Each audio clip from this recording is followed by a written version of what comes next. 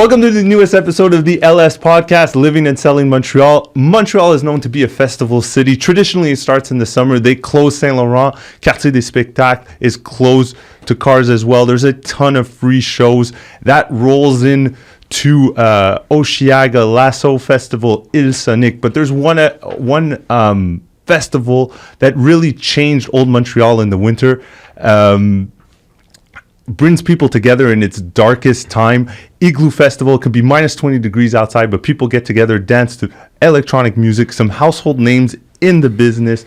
Diplo, Cascade is there this year, but we have today on the show up and coming artist that's making his debut, not the same genre of music necessarily, but making his debut at Igloo Festival. Mitch Oliver, très content d'être avec nous aujourd'hui. Thank you for being ici. Merci Carl, c'est vraiment gentil. Je suis vraiment content d'être ici avec toi. Tu savais, je pensais à ça quand tu venais faire l'entrevue, parce que nous autres, on se connaît personnellement aussi. Yep. T'es le gars que je pense que j'ai voyagé le plus avec. Ouais. Même pas pour la musique en plus. Même pas pour la musique, vraiment personnel. On a enjoyé la musique quand même. Kiki North, la Croatie, Yacht Week à la... Voilà. Ouais. Ça, c'est un test ultime que tu fais quand t'as une blonde. C'est jamais d'ailleurs. Ouais, you survived it. Ouais, survived. The only one who did. 3 couples go in, 1 comes out. Exceptionnel. Ouais, ça serait une bonne émission de Netflix. Ah, tellement. Ben oui. Moi, je te connais. Pour tout le monde, peux-tu m'expliquer, Mitch Oliver, DJ, ton style de musique? Tell us a little bit about yourself. C'est drôle parce qu'avant d'entrer en ondes, on en parlait un peu. Pour répondre à la question style de musique, ça a vraiment évolué, puis je pense que c'est normal pour tous les artistes sur la planète. Tu as parlé de Cascade tantôt, Ouais. tu as parlé de Diplo, on pourrait parler de Tiesto, tu sais, comme tout artiste évolue musicalement comme nous on évolue dans nos goûts en vieillissant. Fait que, tu sais, je gravite dans la musique électronique, je gravite dans tout ce qui est house, deep house, mais tu sais, ça a passé de l'organique à plus tech house, à plus d'énergie, moins d'énergie, dépendant des années. Puis je trouve ça correct et cool même que dans le fond, j'ai pas juste un genre, j'aime pas ça être mis dans une boîte puis me faire dire comme ah oui, Mitch Oliver, c'est deep house. Puis that's it. Comme je suis vraiment versatile musicalement, puis c'est important pour ma façon de m'exprimer musicalement, puis de DJ aussi, tu sais, ça donne une meilleure expérience à tout le monde si t'es en mesure de comme filer la vibe puis jouer ce qui est propice au moment, genre, que de juste faire comme that's all I do musically. That's it. Puis Mitch Oliver, écoute, j'ai lancé mon projet musical, moi, en 2016-2017 à peu près. Je suis comptable agréé dans la vie. Fait que ça, c'est comme un peu bizarre. J'allais dire la majorité. 180. Ouais, 180 2-3 fois, tombé sur la tête, de bord un peu. Puis puis j'ai, dans le fond, commencé à mixer pour le plaisir en 2011, pour le fun à l'université, party d'école, tout ça. Puis je me suis un peu tanné de mettre de la musique juste avec, dans le temps, avec juste un iTunes, puis mettre des tunes en fondu. Fait que je me suis dit, ça serait peut-être intéressant que j'apprenne à mixer. Fait que c'est à partir de 2011, je mixais pour le plaisir dans les parties universitaires. Puis là, c'était vraiment de tout, du EDM, un peu tous les styles, même du hip-hop, pour faire plaisir à tout le monde dans les parties de musique, tout ça, de parties universitaires. Puis en 2016, j'ai tombé un peu plus dans la musique underground, entre guillemets, il passe un peu plus dans la scène de Montréal, dont je pense qu'on va aller là-dedans éventuellement, mais ouais, fait que ça a été ça un peu c'est mon début, puis mon projet, dans le fond, roule depuis 2016-2017. Ah, nice. Ouais. Puis là, tu as eu la chance de faire des tournées un peu partout, mais si je reviens à Montréal, c'est quoi la scène électronique à Montréal? Comment tu peux le décrire si tu te compares un peu partout dans le monde? Je dis souvent qu'on est comme un mini Berlin, mais peut-être avec plus de warmth, genre un peu plus de chaleur,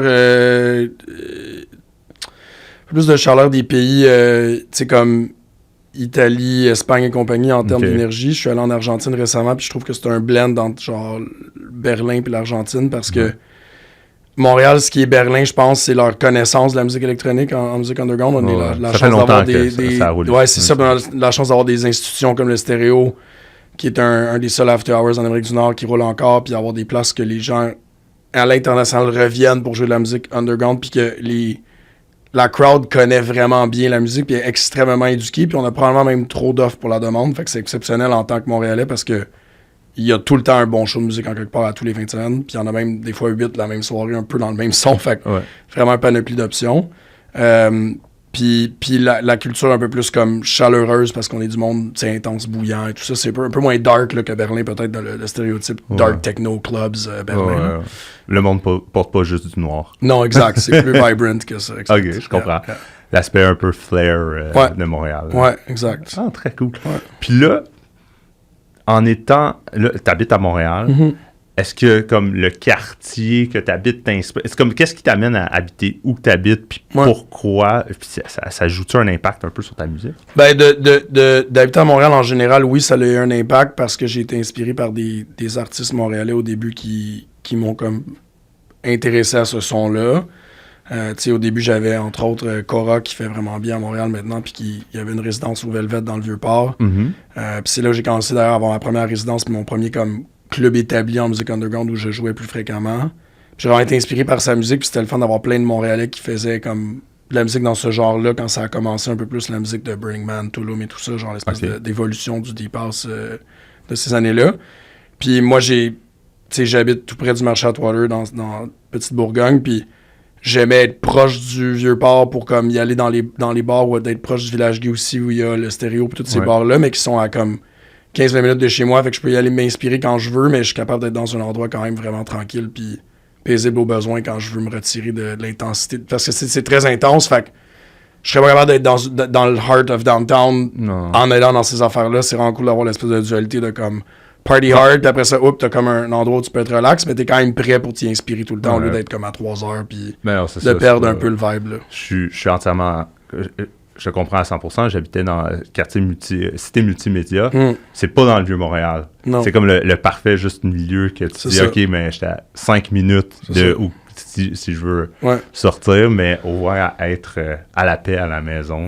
Spécialement que t'as le canal qui est à côté. Là, exact. Puis ça, c'est j'ai comme l'impression des fois d'être un peu comme en banlieue tout en étant au centre-ville un peu, là, comme d'avoir un peu la quiétude de l'eau, puis un peu plus de parc, puis d'avoir un peu de nature, du verre. Puis mais je suis à 5 minutes en vélo, tu sais. c'est du Vieux-Port, fait que c'est magnifique. Parfait. Puis on en a touché un peu, mais si je reviens sur les venues un peu à Montréal, y a-tu comme, quand tu as commencé ta carrière, tu t'es dit, moi, je veux jouer absolument un venue à Montréal. Oublie l'international. Évidemment, tout le monde veut jouer peut-être certains festivals en gravant les échelons. Mais si je reviens juste sur ici, ça serait quoi un peu un venue qui t'a comme vraiment attiré puis qui était comme un signe de succès, disons, dans ta carrière qui commençait? Ben, venue comme tel et non festival, c'est clairement le stéréo. OK. Ta bucket list. Là. Ouais, vraiment. Puis, tu sais, il l'appelle home pour les gens qui trippent sur la musique électronique ici. C'est vraiment comme le temple du son. Là, je sais que ça peut sonner étrange, mais c'est vraiment ça. Là, les gens, ils vénèrent le lieu. Puis d'ailleurs, il y a plein d'artistes qui sont aujourd'hui dans leurs 50, ils ont 55 ans, puis ça fait 25 ans qu'ils viennent rejouer ici. Puis quand ils viennent jouer ici, ils jouent des sets de genre 15 heures, 20 heures. Puis c'est vraiment comme l'endroit où jouer, puis dans le monde, c'est une des places où les gens veulent jouer beaucoup, fait que ça c'était exceptionnel quand j'ai eu la chance de le faire, puis là, je joue assez souvent au Stéréo Bar, qui est comme leur version bar du After Hours, puis c'est ma meilleure place où jouer, hands down, comme... C'est quand ta première fois? L'année passée, je pense, pas cet été-ci, mais l'autre d'avant, au mois de juillet, je crois. Puis, écoute, j'avais des frissons, là, juste tu sais, c'est fou, j'étais allé vraiment souvent en tant que spectateur, encourager plein de gens puis tout, mais là, on dirait d'être en contrôle, on appelle ça être en contrôle du spaceship, là. Surtout le stéréo, je l'ai fait une fois à date au mois d'août, il y a 2 ans, puis c'est ça, c'est juste ridicule, là. La précision du son, la qualité de l'acoustique de la pièce, puis la qualité de la crowd aussi qui comprend la musique puis qui est vraiment là pour écouter, pas là pour faire le party, pas là pour comme être vu. They're just there for the music, tu sais. Puis ça se sent, là, à la minute que tu rentres dans la pièce, c'est ça que tu sens comme énergie, fait que ça, c'est fou. Wow. OK. Puis, si je te pose la question, là, on parle un peu de l'histoire de Montréal. L'avenir de la musique électronique à Montréal, y a-t-il une croissance d'artistes qu'on voit qui continue cette riche tradition? Ouais. Quand même. Je pense qu'il y a mon souhait, je te dirais plus pour l'avenir de Montréal, c'est une plus grande flexibilité peut-être des heures d'ouverture, là. OK.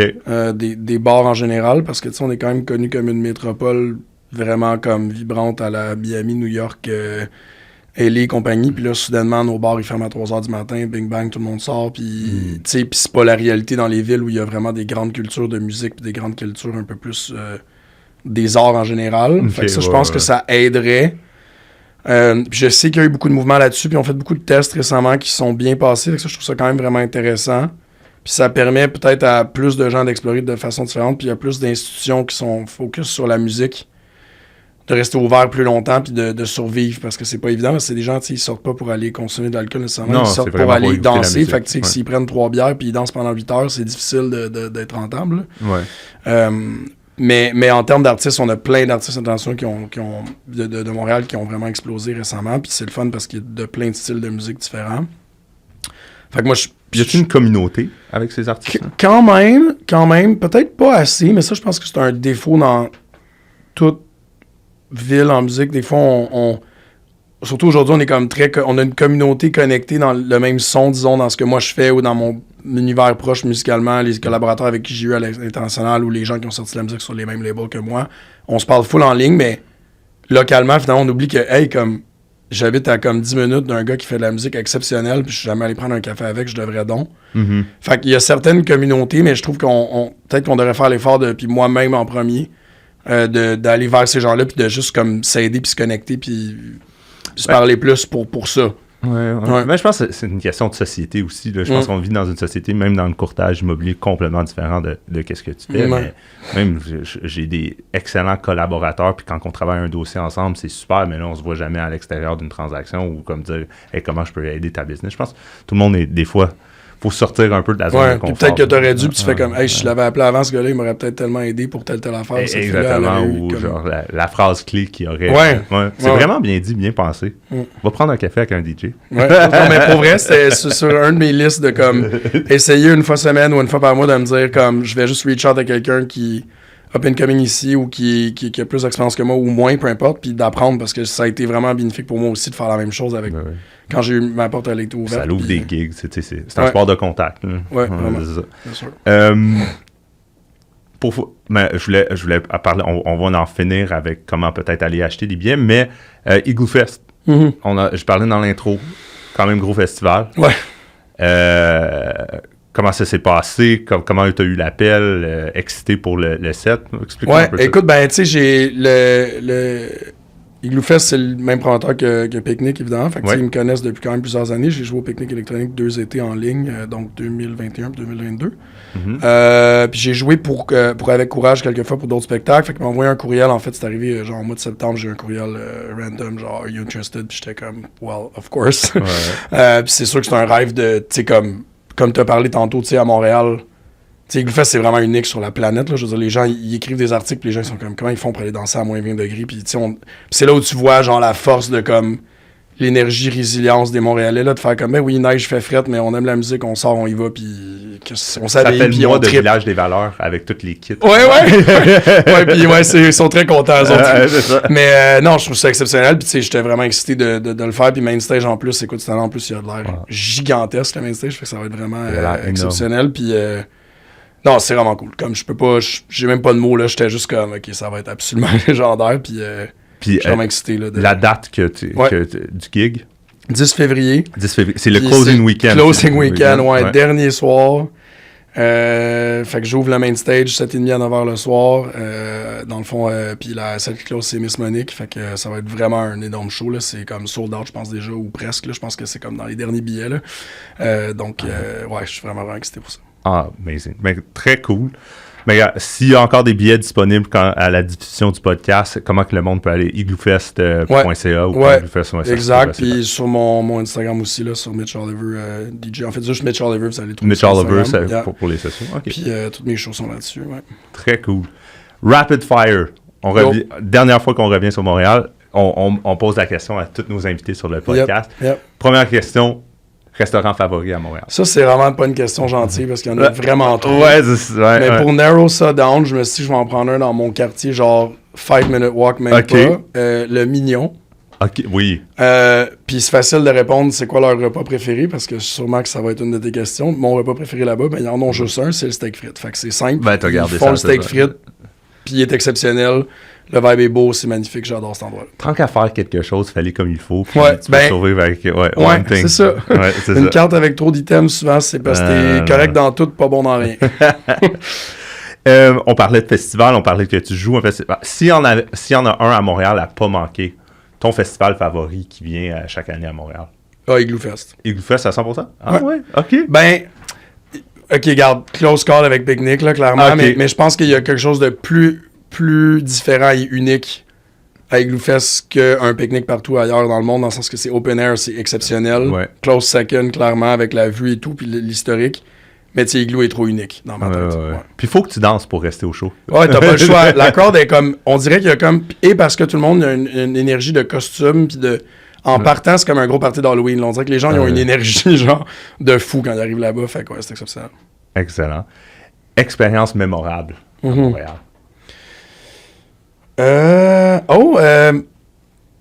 J'y avais pas pensé avant d'arriver ici, puis j'y ai pensé direct là. Ça Ok. serait quand j'ai célébré mes 30 ans à PY1 dans le Vieux-Port. Fait que dans le fond, Ouais. l'année où Guy Laliberté a eu la fabuleuse idée de construire une pyramide en toile dans Oui. le Vieux-Port et que c'était exceptionnel jusqu'à ce que les habitants du Vieux-Port trouvent que ça sonnait peut-être un peu trop fort. Ouais. Mais j'ai eu la chance de jouer là-bas Ouais. pour une tente avec des lumières exceptionnelles. Écoute, c'était juste ridicule. Le visuel. Le visuel était fou raide, puis c'était comme à 2 jours de mes 30 ans. Fait que tous mes amis étaient là, dont toi, évidemment. Puis c'était légendaire comme soirée. Puis écoute, mes parents sont venus, c'était fou. Ah non, c'était non, vraiment comme... Le venue était unique. Ouais, là. ouais. Tu sais, ça revient un peu à la communauté du monde qui tripe musique électronique. Là. Tu sais, Guy Laliberté peut faire n'importe où dans le monde décide de faire ça dans le Vieux-Montréal. Là, et c'est vraiment. un grand tripeux de musique électronique Absolument. aujourd'hui. Là. Il ne vit que de ça aujourd'hui. Ouais. C'est ça. Tes fans ou le monde qui vont te découvrir, comment ils peuvent te suivre? C'est comme Instagram. Ouais. What are the socials? Instagram, c'est juste Mitch Oliver, ça va le trouver. Sinon, évidemment, je fais de la musique, fait que c'est nice d'aller écouter ce que je fais plus que de juste regarder sur Instagram. Fait que Spotify, Mitch Apple Oliver, Music, Spotify. Mitch Oliver, ou wherever vous écoutez votre musique, que ce soit Tidal ou peu importe, c'est encore mieux. Meilleure qualité. SoundCloud puis Facebook, mais vraiment, tu sais, pour le meilleur suivi de tout voir, c'est vraiment Instagram ou mon site web, mitcholiver.com. Amazing. Yep. Thanks for being on the show. Awesome, thanks, man. Ben, thank you, man. Yeah! Tasser, là.